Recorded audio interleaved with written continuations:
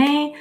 My name is Heather Rodriguez, and we're going to talk about natural fertilities and ways to support your body in preparation for pregnancy, preconception care, all of that. So I've got some questions that were sent in beforehand to one of my stories. If you have any natural fertility questions, you can go ahead and put them in the Q&A, and I might answer them. How's everybody doing, and where are you joining me from? How was your Friday? It is 3 o'clock in Colorado, and it's Friday. So I feel like we've kind of earned this one this week. I don't know. What do you guys think? All right, so let's go ahead and we'll jump into some questions while I wait for you guys to post yours. Okay, so someone was asking, how do I feel about the keto diet for fertility? This is a really great question. Oh, hey, Lynette, Los Angeles. I love LA. I used to live in Ojai. I lived in Ojai for 10 years. I love Southern California. Charlotte, North Carolina, Canada. Awesome. All right, just trying to wake myself up. Germany. Hi, Anna. How are you? You've been leaving such wonderful messages. Okay, so how do I feel about keto diet for fertility?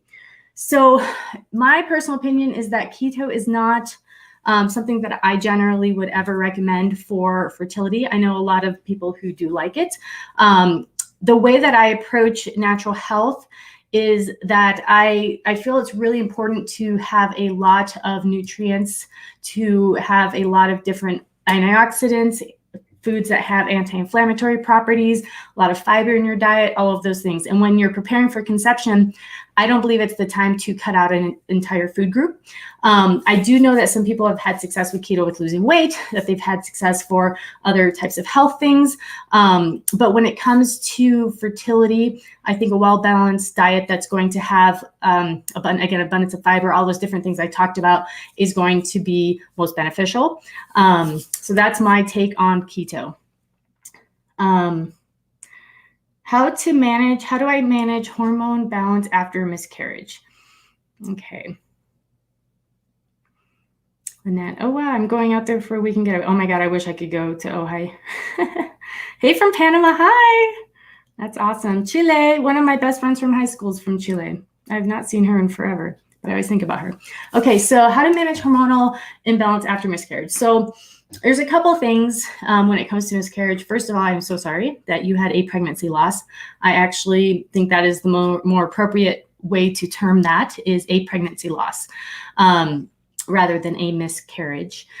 So the thing with it is your cycle for some women, their cycle the next time might just come back completely normal, full length, you know, kind of like they didn't miss a step. But for a lot of women, it actually will take some time for the body to kind of like come off of that surge of hormones from the pregnancy. So the first couple of cycles after a pregnancy loss, sometimes your period can be really long. Sometimes your whole cycle is short, long, all kinds of things while your body is adjusting and kind of coming off of all that progesterone and just kind of the surge of all those hormones. So that's one thing to consider, is to have some patience with all of that, because it does take time.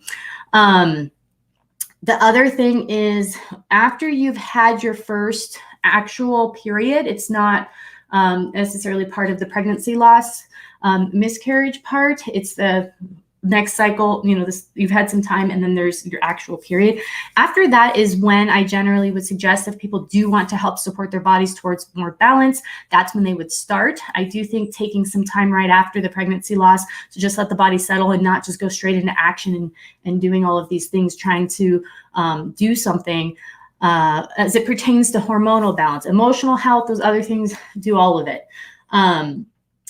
So I would wait till that first cycle. And then after that, yes, there are things that you can help to manage or to help promote hormonal balance and to help get your cycle back. There's a lot of different things that you can do. Herbs are wonderful for that. Making sure that you're eating a nutrient-rich diet that's high in iron, high in protein at that point, I think would be beneficial. But you know, there's a couple different steps that would need to happen. Okay. All right, I saw some questions. Hey, fabulous. What about taking maca root while you're on your period? Maca root's a wonderful tonic herb. It's it's a food in Ecuador. When I was living in Ecuador, we saw maca root in baskets at the grocery store. So it can be used all month long. It's more of like a tonic adaptogenic food. It's not something that you really need to stop. And there aren't a lot of things that you actually would stop during your period. Most herbs you actually do take all month long. You need to take it regularly for plenty of time to get the results from it, to get the support from it.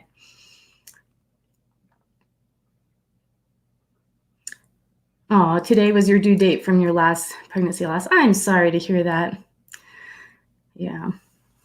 Is maca root pills or powder good for PCOS? So the way that maca works is it's going to help to support the endocrine system overall. So I find it to be very beneficial for a lot of people who want that overall endocrine support, that want healthy hormone production. That's more how maca is going to work. Okay, so if you guys have any questions, you can put them in the comments. I'm going to hop over here to our Facebook and YouTube gals. I had a miscarriage, but I'd like to know, would clary sage help me regulate my cycle after my cycles come back, but 30 days after? Clary sage is a wonderful essential oil. It's not my go-to. I prefer to work with blends because you're going to have more of a synergistic effect and a little bit more support. But why don't you go ahead and just send me a message, and then we can kind of talk a little bit more, because I need to know more to just say, hey, do this. How much time has it been? What's your diet like? Have you rested? Some of those kind of self-care things that need to be in place. I'm 5 weeks pregnant and the nausea and exhaustion is crazy. I don't have the energy to do anything. My body feels like spaghetti yet heavy at the same time. Any tips? Rest up. Rest up, Titisha. My early pregnancy was really intense. My entire pregnancy was really intense. I was on bed rest for most of my pregnancy. So there are some things you can try with nausea. There's like those little, you probably have tried all these, but it's like the little acupressure point bracelets. There's different essential oils that are safe during pregnancy to help with some of those things, but you really just have to rest and eat as good as you can. So if you don't have someone that can help you with the food aspect of it, if you can afford it, to get one of those services where, meals are delivered, at least just for a period of time to help get you through this hump. But there's so much going on in early pregnancy that it's understandable that your energy is gone, but congratulations.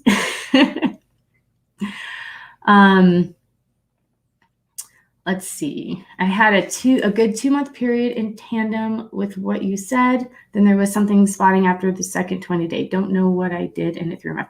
I'm not sure what your question means, Rebellious. If you could kind of be a little bit more specific. I'm sorry, I don't understand.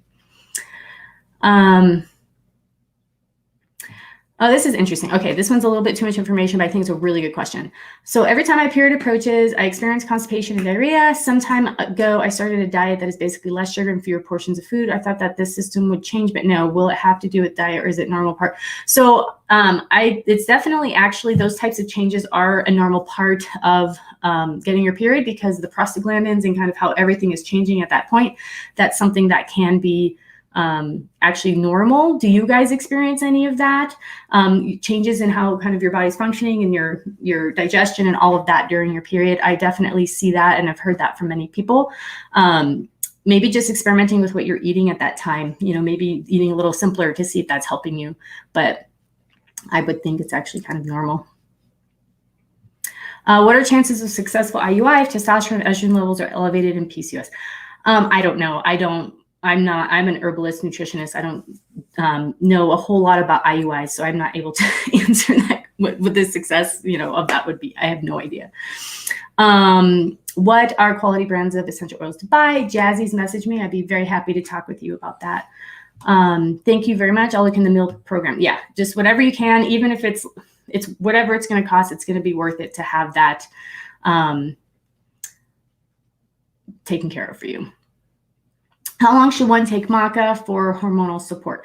So maca is something that, just like vitex, just like a lot of different herbs, if you're working on supporting the endocrine system, supporting healthy hormonal balance, it's going to take time.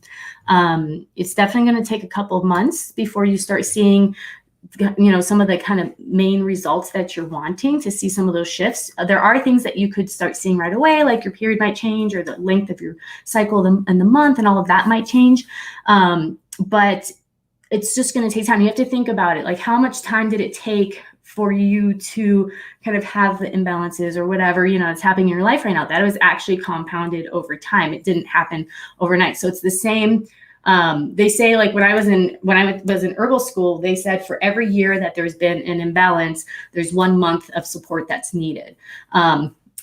I don't know, someone just made that up. I mean, it's not like there's like any scientific proof to it, but the point, I think it's more like there's a philosophy and a point to it that it's going to take a little bit of time. So the thing with Maca as well is that it's just supporting the endocrine system. All of these natural therapies aren't medications. They don't work like that. They're supportive of systems. They're supportive of things functioning better, and then you get balance back in place. So it's very different. They take time. I don't know. I eat a vegan diet and I don't drink enough water. Would that cause spotting? There's a lot of different reasons for spotting. I have a great article on the website that goes into all the different reasons someone might be experiencing spotting, and how spotting at different times of the cycle might be the body telling you kind of if there's this imbalance or kind of what might be happening or what to look for. So definitely check that article out. That'll be helpful for you. If you guys have any questions, you can post them. So I had some procedures in July and my hormones were very off, even after a few rounds of the cleanse. Could that have a big impact on hormones? So possibly, I'd need to know a lot more information than that to be able to, to support you. But after you've had any type of, like for instance, after someone's had a D&C where their uterus is scraped, it can take a while for their cycle to be on track. It can take a while for all of that to kind of balance out. So I would not be surprised, it's possible that since you had these 2 procedures that things would take a little bit of time to get back. You also might want to kind of listen to your body and see if there's any other bits of information it's giving you that would kind of help lead you what direction to go to help support it. But I would also ask your doctor who did the procedure, is this common? How long does it take for things to get back on track? Because I'm not sure what you mean by impact on hormones. How is that presenting itself for you?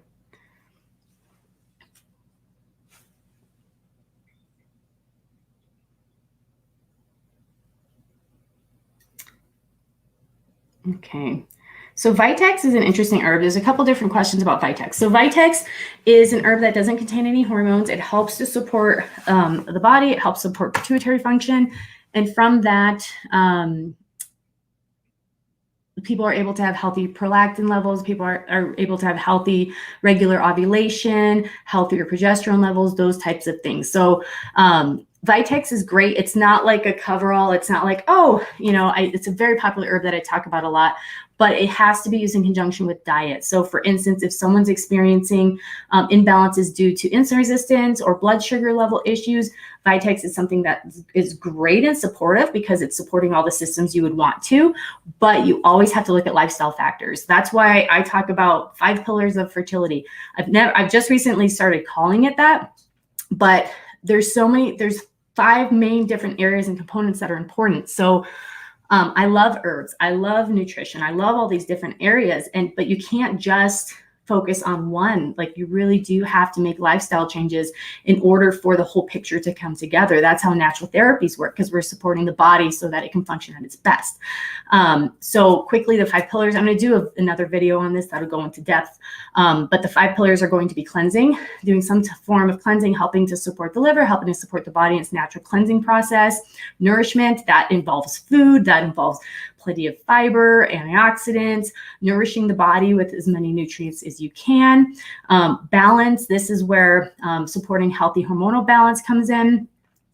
That's going to be important, and it's different for everybody depending on what's happening in their life. And then we've got protection. Protection is super important in our modern world, and actually one of the topics I've become extremely passionate about recently. Staying away from a lot of the xenohormones, the xenoestrogens, all these things in our environment.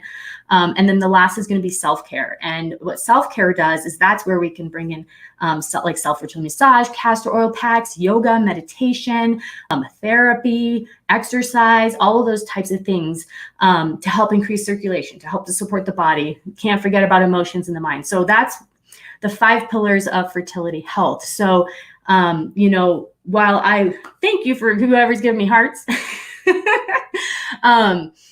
while I love vitex, fill in the blank, while I love fertility smoothies, there's not just one thing. You always want to be making sure that you've got something in those 5 pillars and that you're taking care of yourself in each of those categories. Self-care also would include stress care and making sure you're doing something to help deal with your stress.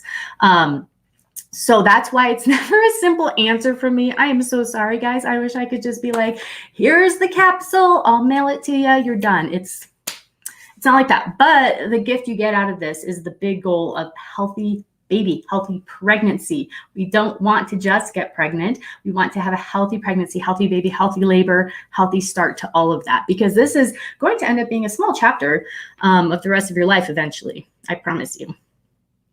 I don't have much cervical mucus, vaginal mucus. What can I do to increase that?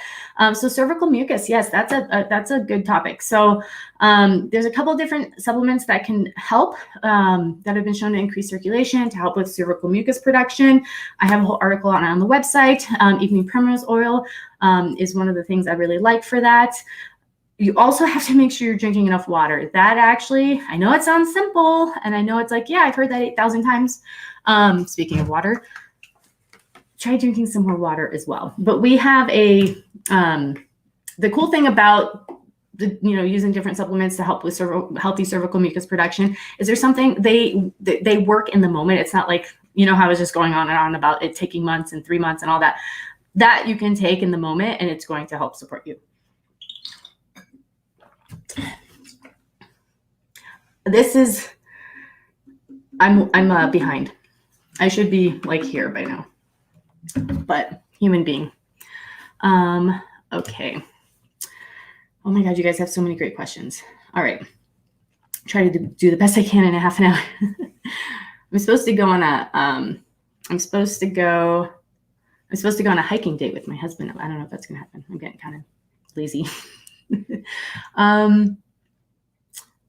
I'm trying to drink filtered water, having a new system installed. That's awesome. In the meantime, is it okay to drink glass bottled water? Yeah, totally. That's awesome. You're getting filtered water system put in. Lucky you. Is it safe to take natural herbs while prescribed medications? Great question, Marilyn. So the question is, the answer is that it depends. The easiest thing to do is to take a list to your doctor and let them know, this is what I'm using and this is why. And then they can help you with comparing it to your medications. Also, some pharmacists are very up to date on herb and medication interactions. I don't have any education in prescriptions except for very surface. So, it's hard for me to say, yes, there's going to be an interaction between this herb and this medication. Whereas when you go to your doctor, then your doctor's going to be like, I don't have a lot of experience in herbs. It's going to be hard to, decipher this. But just go ahead and talk with your doctor. And if you're letting them know why you're taking it and kind of like what it's going to do in the body, they can help you to understand if that's going to affect your medication or not. In the future, I hope there's a lot more integration between all the forms of healthcare, so that that's not such a foggy area. But it also depends, like I know a lot of doctors are fine with their clients who are on thyroid meds to use herbs, but talk with your doctor. That's just, something I've heard from my doctor. So sorry, I guess I'm not very clear answer on that, but you'd have to just ask them. Any advice for ovulation pain? So this is a real thing. So she's saying she's plant-based. I was talking with someone about this about 2 days ago, that every time that they ovulated, it literally felt like they were laying an egg. Like it was she had to stop and she had to take a moment. And then she ovulated, at least, made it past that point. And then she felt better. So a couple things you could try with that. I really think castor oil packs would be worthy of trying out to see if that would help. Anything to kind of help to reduce inflammation, increase circulation. Self-fertility massage would be another thing I think could help. Drinking more water, and then also looking at supporting your body to deal with inflammation, helping to do supportive things for inflammation, and making sure that your digestive and intestinal tract is moving daily or twice a day. Those are some things to consider. But yeah, it can be quite painful. I'm currently taking Vitex. How long after a big fat positive should I continue to take Vitex? Is it safe during pregnancy? So once you're pregnant, you definitely want to let your midwife or your doctor know that you're using Vitex and why. If you are using it to help support healthy progesterone levels, let them know that so they can monitor you. And if you are needing additional support at that point, they're going to kind of take that over. The reason is once you're pregnant and you start, the amount of progesterone your body naturally produces when you're pregnant is way more than a progesterone cream can supply. So if you are needing additional progesterone support and it's showing up on tests that you do, you want to be monitored, and you know, kind of at that point, you want to be supported by your doctor. So just let them know. So once you get that big fat positive with the Vitex, we have an article on the site about how to wean off of it, but you basically just slowly, you know, do a little bit less and a little bit less to get off of that. It has been used during pregnancy historically, but that's not something we suggest because I'm just talking with you here through the internet, trying to empower and educate and support. So I can't be like, yeah, go do that for your pregnancy. If you're working with an herbalist or a naturopath or whatever near you, the story might be totally different because they're monitoring you and they know what's going on with your body. They know all of that stuff. How do you think frequently carrying heavy things has an effect on uterus and fertility? How heavy, Catherine?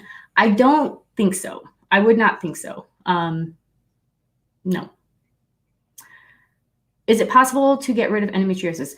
So the thing with endometriosis, the thing with fill in the blank when we're working with natural therapies is what we're doing is we're helping to support the body so that pregnancy is able to occur regardless of that, whatever, fill in the blank. The body being able to get to a place where hormonal health is there, where ovulation is naturally occurring. All these natural functions are happening regardless. If you'd like to read more other people's personal stories and what they've experienced and you know what's happened for them, you can go check out on the website naturalfertilityinfo.com. We have hundreds of people sharing their stories. So it's all categorized. You could go there and read some stories. Thanks a million. Listening to you has helped me a lot. I'm so happy that I am helping you. That's great. Does red clover help to get pregnant? So red clover is a wonderful nutritive herb. It's a mild phytoestrogen. So it's an herb that's wonderful for helping the body if you need to produce more estrogen, if you're needing to protect the body from excess estrogens, external. Red clover is a wonderful herb for that. It's also an herb that's used in menopause for that same reason. I have PCOS and would like to get pregnant. However, I don't know if I ovulate or not. Would you recommend me to get pregnant naturally? So there's a lot of different ways you can start learning if you're ovulating. You can start fertility tracking. There are plenty of women with PCOS who do ovulate. There are some that do not. So PCOS, you know, it has a lot of different things that are happening with it. It doesn't automatically mean that you're not ovulating. There may be times that you're not. So just getting in touch with your body, starting to fertility chart, whether that's using an app or some type of gadget or the old-fashioned charting, just starting would be good, and going from there. How do you know if you have hormonal balance issues? So Karen, the body will tell you. So for instance, if something's out of the ordinary, an ordinary cycle would be one that is in regular length each month to you. We'll say 28 days, that's textbook, but like no one's textbook. It could be 32, it could be 27, it could be, you know, but it's generally around the same length every single month. So you have this pattern of your cycle being cyclic and regular, and then your period being a certain amount of time, generally 4 to 5 days of menstruation. It could be 3, that type of thing. So when there's any type of change in that, where there might be spotting, or where your period's extremely short, or where your cycle is short, or where you're not ovulating, you know, all these different things, those are signs of your body telling you that there some hormonal support is needed, or there's something hormonal could be off. You could also simply get testing done. That's one of the best ways to know if you have hormonal balance issues. Another way to tell if you're not quite ready to go get testing is to actually fertility chart by using your temperature. So there's a couple things you can learn from that. If you start charting your cycle, you'll start seeing a pattern. You'll tell whether or not you're ovulating. That's one great thing about fertility charting, or basal body temperature charting is another way that it's called, or FAM. There's a lot of different names for it. but it confirms if you've ovulated because there's a big drop in temperature and a rise when the progesterone kicks in. You can also see your luteal phase. So that's the phase from ovulation until either your period starts or you would get a positive pregnancy test. That needs to be a certain length. You could also tell by temperature rise if you have, if your body's producing enough estrogen. Progesterone. Progesterone increases the body temperature. It's gestation. It helps to maintain the lining. So that temperature going up, that's a good sign. So there's a lot of different things that your body is telling you that you would know. Also acne, PMS, cramping. What else? Tender breasts. I'm sure there's a couple other things I'm not thinking of. Hair growing places you don't want it to grow. Hair loss. There's a lot of different, being exhausted, tired, a lot of that stuff. So yeah, there's a lot of different ways to know. Okay. Serapeptase almost knocked me out at work. Interesting. So it made you really tired. I think it's best to take it before bed. That's fine. Take it before bed if it makes you tired. I haven't heard that before. What can I do to prepare for IVF? So yes, that's something that I'm pretty passionate about. You could simply go to ivfchecklist.com. It's going to have a whole checklist on all the different aspects from helping to support your egg health to helping to prepare the uterus to helping to prepare yourself nutritionally, all of that. It goes into great detail on all the things you can do. But just, you need a minimum of 3 months or more to have an impact on the health of the eggs, because the cycle of your egg, whatever you're doing right now, is impacting the egg you will ovulate 90 days from now. Men also have a time frame. It's a little bit shorter than that. I think it's like 72 days, but I just say 90 days for everyone. So that you can have an impact on that egg that will be stimulated and that you'll be using. I've had short cycles and even missed a cycle and had an ovulation cycles. That's what I'm guessing you typed. This was the first one since I've had noticeable CM. Yeah, so see, those are all, so how she is talking is all language from her body telling her hormonal state, for the person who was asking about how to tell.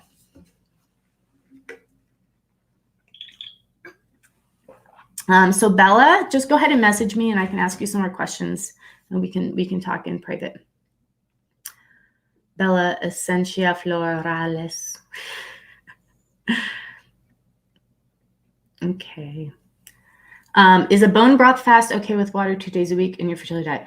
I personally, you do you, whatever you want to do. While I think fasting is great for like other times in your life, it's just not something that I really promote when someone's preparing for conception, just because at that time I want to build up and nourish and build the nutrient stores, not deplete, but there's tons of benefits to fasting. So if you have experience with that, you do you. I'm changing to Vitex. How often do you suggest taking it the first 3 months? So you just use it as suggested. You just do it every day as suggested on the bottle. I don't know if I'm answering your question because I don't know if I completely. So I have normal cycles. Why am I not getting pregnant? Question of the year, right? It's like everybody. No, I'm not trying to make fun of you. There are so many intricate parts to being able to get pregnant. Just having a period and having a cycle that's 28 days or whatever is like just tip of the iceberg. There's factors when it comes to whether or not you're ovulating. I don't believe by just going by OPK or just going by twinges in the body or going just by cervical mucus. I think having all of those factors can be included to confirm and is good to know, but I really think confirmation with like Clear Blue Easy. There's now an ovulation detector test from Prove out that can confirm, that can like kind of detect when you're going to ovulate and then confirms it afterwards, because I think it does it for your progesterone levels. I think that's really important. So are you ovulating? Are you timing your baby making sex at the right time? Statistically, a lot of people actually find that their timing is off, they might just assume day 14, day 12, or whatever it is. Has your partner had a sperm test? You'd be amazed at the amount of people who have gone through such great lengths to support their fertility, but their partner's never had a sperm test done. Men have fertility issues just as frequently as women. There can be issues with things within the uterus, such as fibroids, endometriosis, polyps, that can make implantation hard.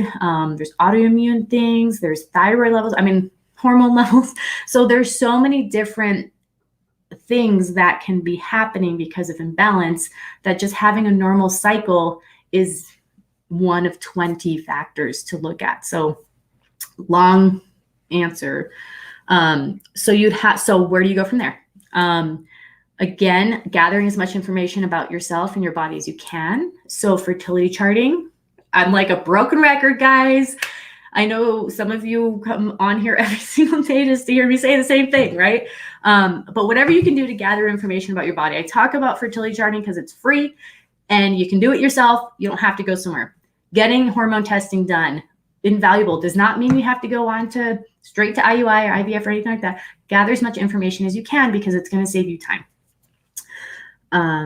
And also make sure to have your thyroid tested when you're getting your hormones tested, and make sure you're getting your antibodies, your thyroid antibodies tested as well. That's not always included. Do I think Vitex is a good supplement to help induce your moon cycle? So to help with your period. It's not my go-to. It can help with the overall cycle, but if you don't have a period, there's 5 different reasons. One of them, possible nutritional deficiencies. Stress is a big factor, hormonal imbalances. So trying to figure out with a little bit more information what could be going on. Some women who are experiencing PCOS don't get period for a very long time. There's a lot of different reasons. So there's not like a catch-all one herb to kind of, use for that unless you understand why. So you can message me and we can kind of explore that a little bit more. I do have an article on the website that goes into the different 5 reasons and kind of some suggestions for each of them.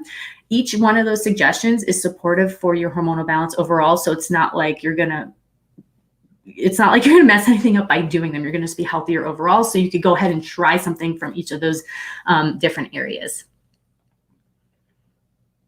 Hey, Nigeria. I love my Nigerian women. You ladies are strong. I hear from a Nigerian woman at least once a day. You guys are proactive. I adore that. Are there vitamins that men can take for fertility? Yes, there definitely are. What about serapeptase for uterine scarring and inflammation? So I really love systemic enzymes. I love working with them in a group.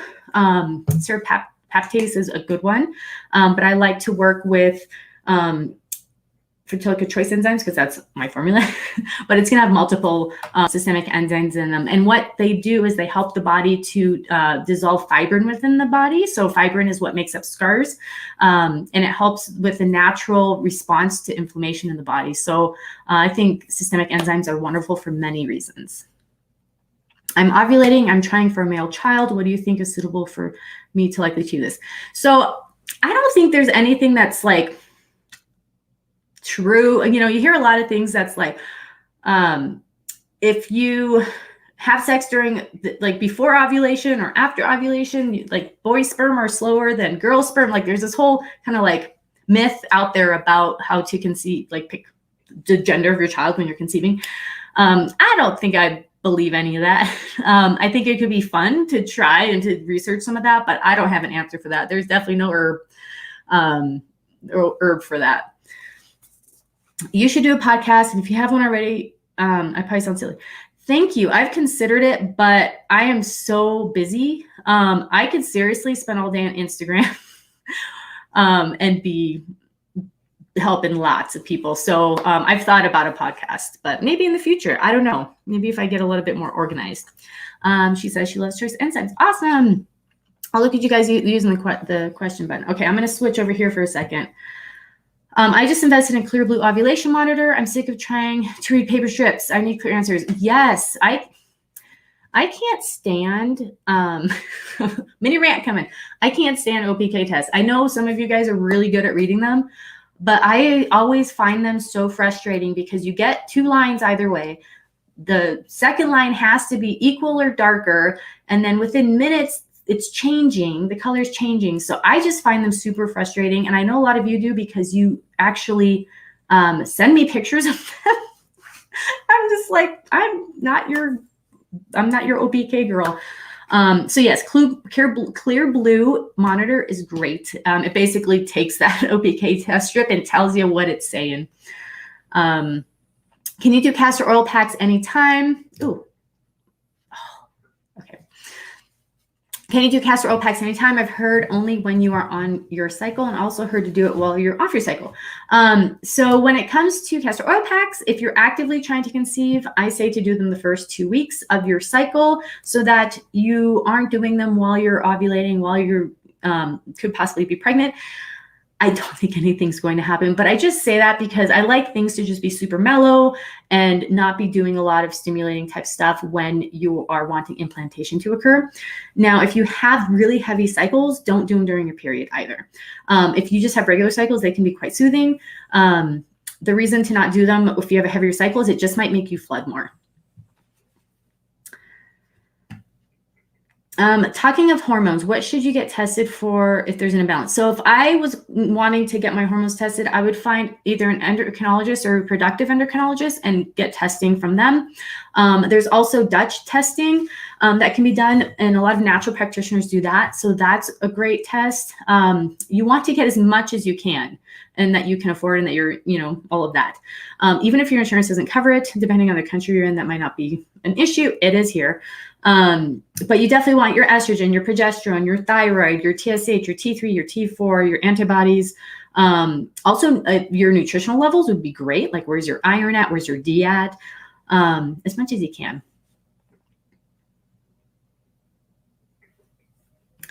Okay. I'm sorry. That question's too complicated right now.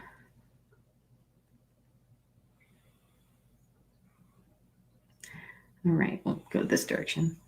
Sorry, I do have to skip some questions because they're extremely complicated, and I would need to ask that person like 10 questions in return.